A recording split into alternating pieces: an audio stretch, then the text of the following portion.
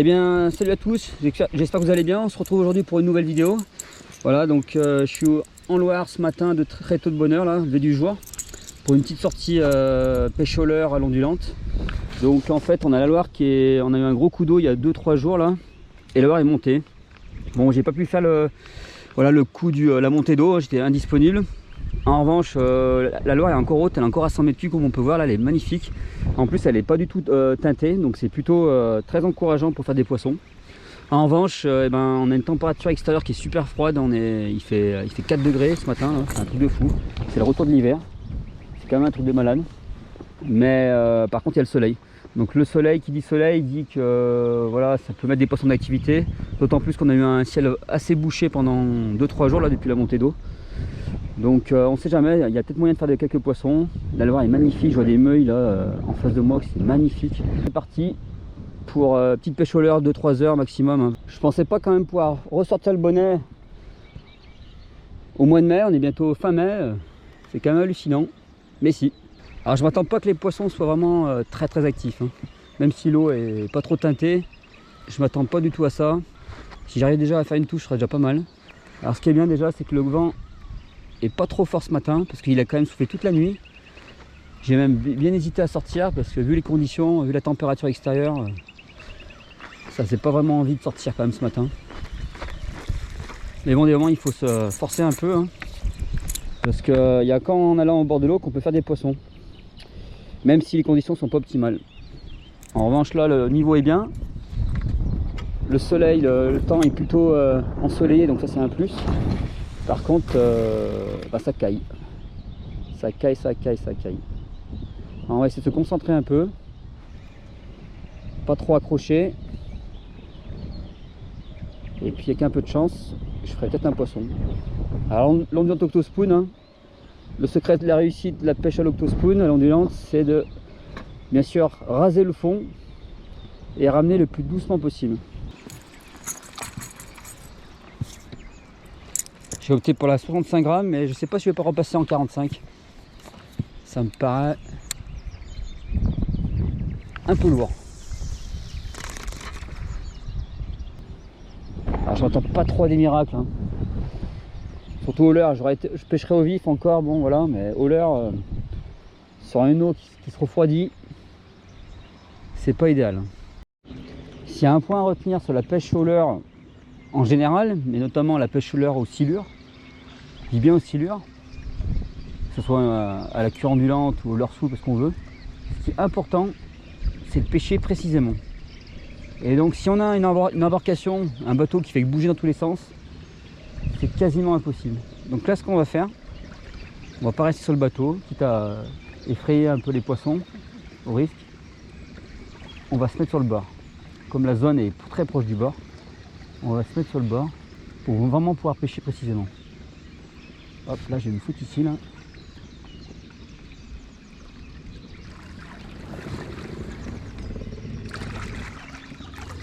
Hop.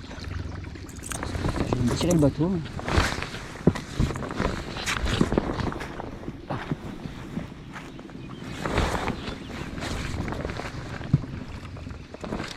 Voilà.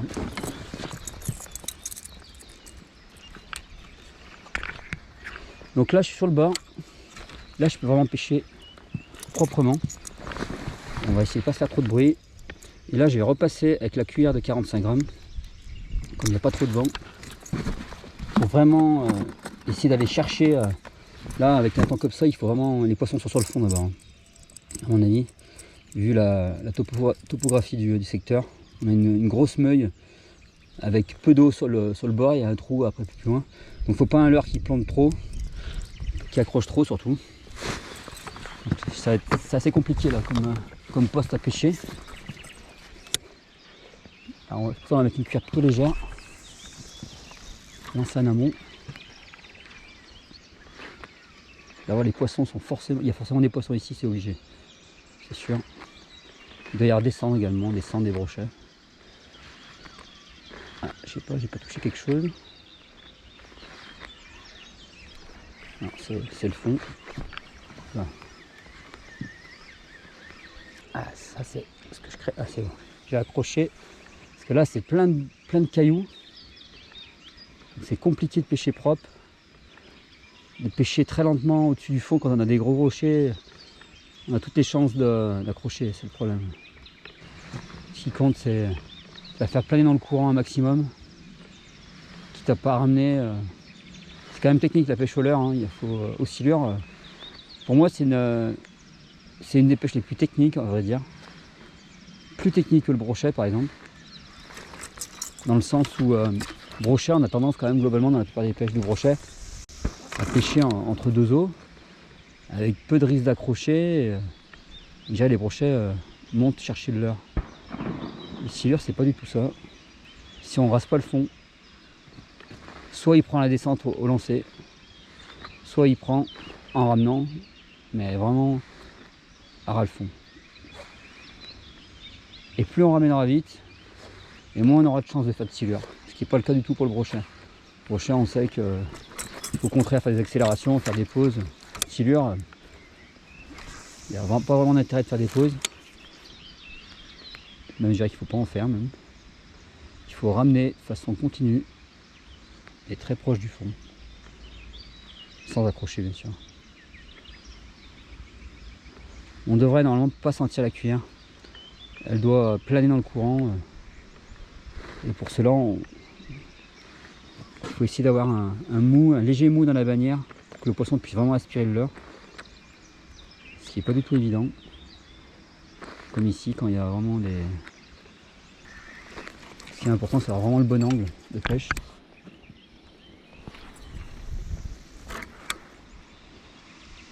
Évidemment, il ne faut pas hésiter à lancer un peu plus loin pour bien que la cuillère puisse prendre sa place sur le fond pour pouvoir la ramener après tout doucement. Là, comme vous pouvez voir, je ramène vraiment tout doucement. Là.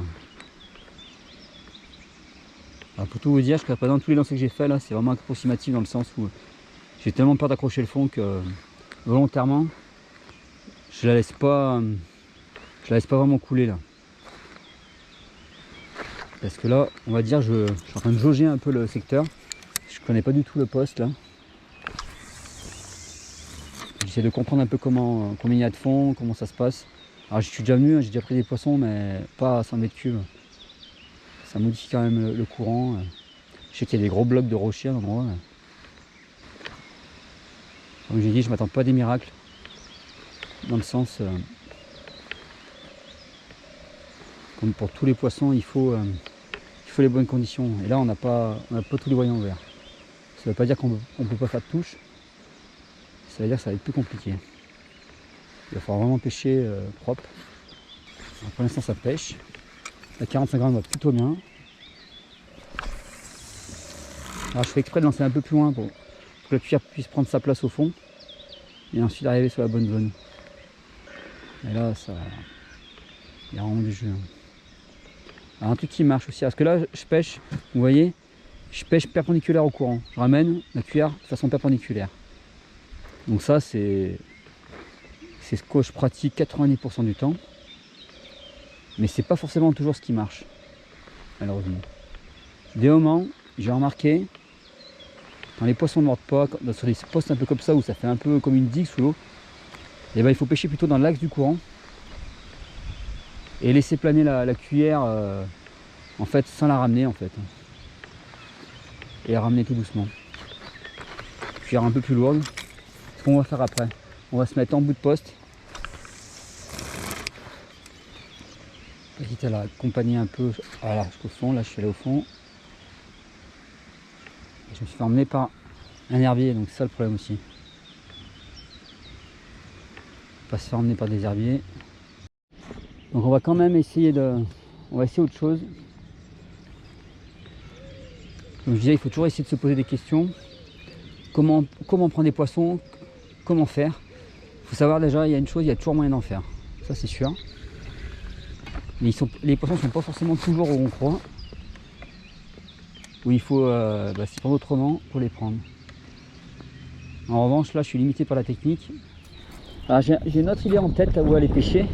Il y a un autre poste aussi un peu plus bas. Parce que les silures, il faut se dire que les silures ça bouge. Hein. Ils sont pas dans les fosses. Du moins les poissons que je ferai aujourd'hui, si j'en fais un, ça sera pas dans une fosse. Ça caille vraiment, je vous jure. C'est un truc de fou, hein. On est le, je sais pas, aujourd'hui on doit être le 17-18 mai. Et ça caille à mort. Là j'ai pas mis le moteur électrique, hein. Je me laisse porter par le courant. Par contre du fait que le but c'est quand même de pêcher rapidement. Donc là je vais repasser en 65 grammes, même s'il n'y a pas beaucoup de fond.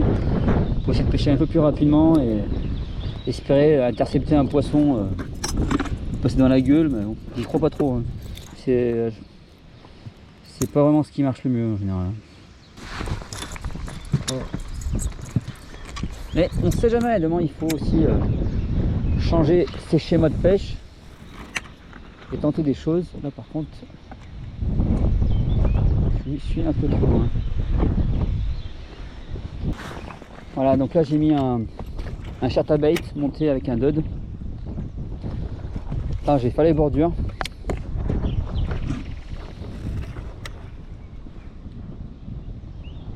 Essayer de trouver un poisson sur une bordure là, poisson actif. Ça c'est bien adapté comme leurre. J'aime bien pêcher comme ça, ce type de pêche. Normalement on arrive à faire des poissons.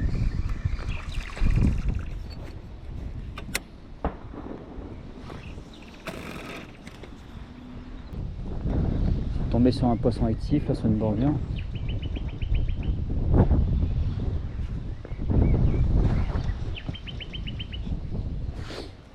Ça pêche plutôt pas mal là en fait. Ouais, le chatterbait c'est vraiment un super leurre celui-là. Beaucoup mieux que le leurre souple, hein. Pêcher un peu en traction. Là l'objectif c'est de prendre le poisson à la descente, hein. C'est-à-dire s'il y a. Donc là il faut vraiment peigner la bordure, hein. Le but c'est de trouver un poisson sur un bord qui chasse des poissons blancs. Putain mais il y a le soleil qui se lève, c'est bon ça. Franchement c'est bon, hein. C'est bon signe. Bon, on va pas peigner pendant des heures parce que j'ai pas toute la journée, donc on va essayer de trouver un poste intéressant. Allez, changement de spot.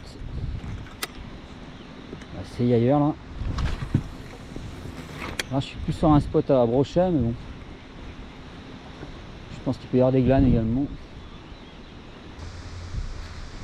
Oh, je viens de voir un truc monter là, vous me croyez? Je viens de voir un truc monter là. Ça fait des bulles là. C'est quoi ce truc? C'est un castor ou c'est un poisson? Il y a un truc qui fait des bulles là.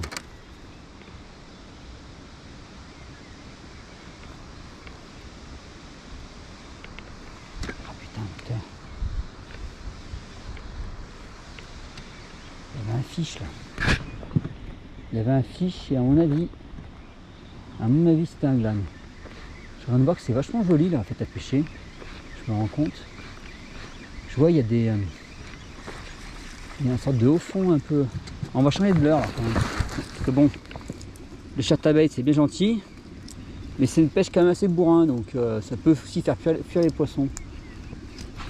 On va revenir sur l'ondulante et on va revenir sur du 45 grammes, qui est quand même le modèle le plus planant. Il n'y a pas beaucoup de fond. C'est joli là, je vois là que ça fait. C'est vraiment magnifique. Ça fait un plateau là qui est recouvert. On a du sable. Ça me plaît vraiment bien. Il faut d'avoir vu des bulles.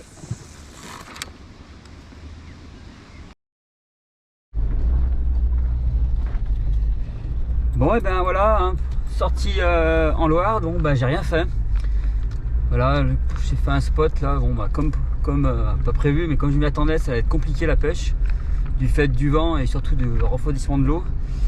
Donc là, je pense que je vais pas rentrer tout de suite. J'ai quand même allé tenter un autre spot, mais là je vais pêcher du bord par contre. Je vais pêcher du bord, essayer de trouver. J'ai un spot ou deux qui sont normalement bien pour pêcher à 100 mètres cubes, quand la Loire est à 100 mètres cubes. Donc voilà, je pense que je vais aller y donner un coup rapidement.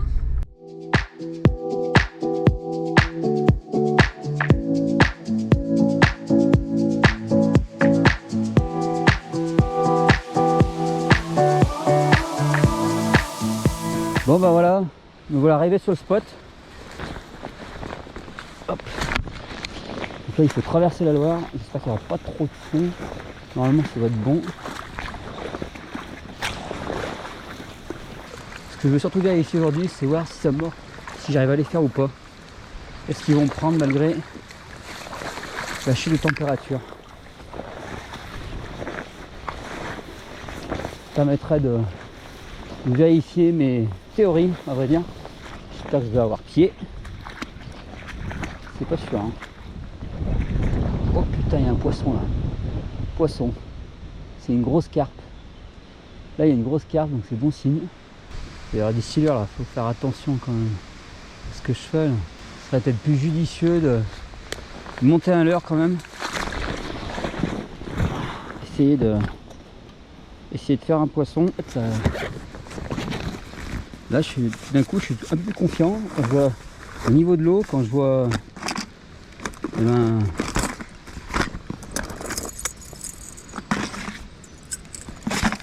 là, j'ai presque envie de pêcher cette fois.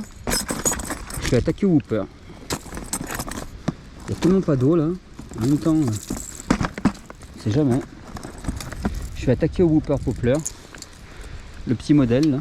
Je sens qu'il y a des poissons. Quand je vois des carpes comme ça, faire des silures qui soient juste à côté, hein. C'est fort possible.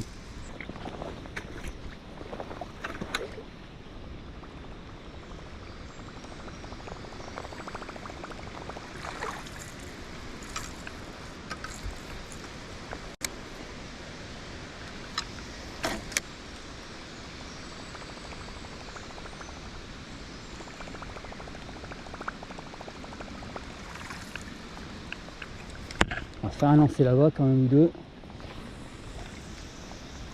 Pas de surface.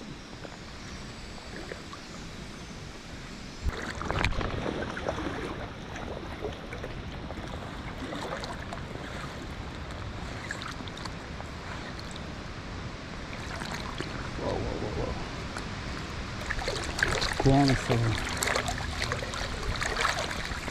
va le faire.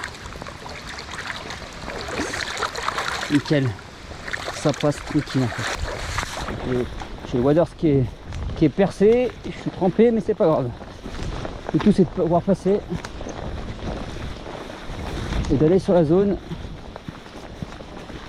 où on va trouver dans du poisson.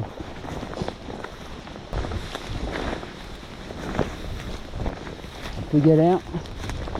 Comme d'hab, les meilleurs postes en noir, il faut les chercher. Hein. Chercher des zones, ça demande du temps, de l'énergie. Et parfois on trouve des zones comme ça qui sont plutôt sympas. C'est pas gagné, hein. J'ai pas fait le poisson encore, mais je suis plutôt optimiste là quand même. Là, voilà, là je suis bien. Là il y a du fiche, c'est sûr. Après est-ce qu'ils mordent? Ça c'est autre chose. Bon bah voilà sur une des strike zones. Là si je fais pas de poisson, j'en ferai nulle part.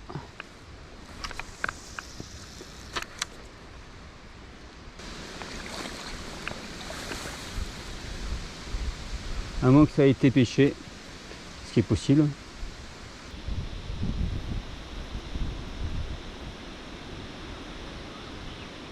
Ah, pendu. Oh, pas vilain.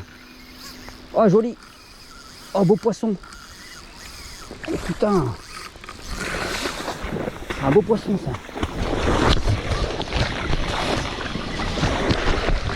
Oh.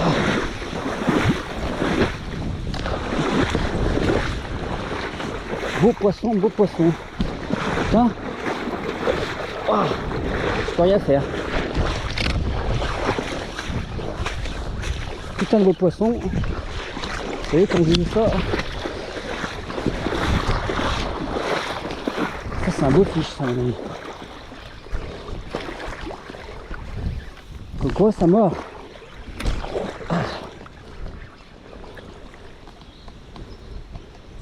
Ah ouais il est beau. Je vois.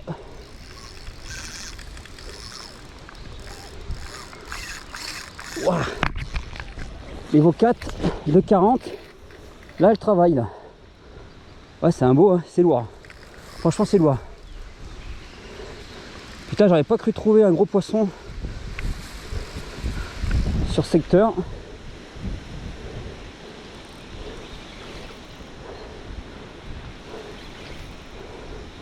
Ouais, c'est un beau, c'est lourd. On va deux lancer. C'est parti. Ah, décroché. Ah, je suis dégoûté. Oh putain de merde. Putain, dépiqué. Ah, je le dépique ce connard. Ah, je suis fou. Je suis fou. Oh putain, j'avais un beau. J'avais un beau, il se dépique. Bah là, c'est vraiment le coup à pas de chance. Ça m'arrive très rarement dépiqué. Mais j'ai vu, je l'ai pas trop flairé tout à l'heure. Alors, est-ce que je l'avais harponné? Allez, on s'y remet. Il y en a peut-être d'autres. Il y en a forcément d'autres d'ailleurs. Là, c'était un beau. Hein. Je pense pas qu'il reprenne celui-là, mais c'était lourd. Ouh, je viens d'avoir une touche là. Ah, je suis vraiment dégoûté là. Putain, j'avais un beau poisson de Loire. Déjà chez nous, il n'y en a pas beaucoup. C'était le poisson, on m'a pas loupé.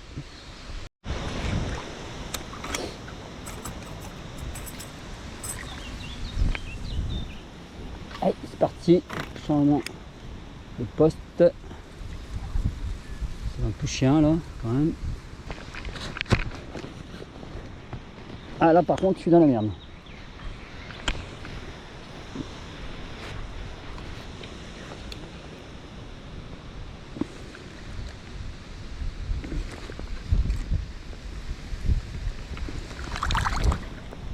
Ah, cassé.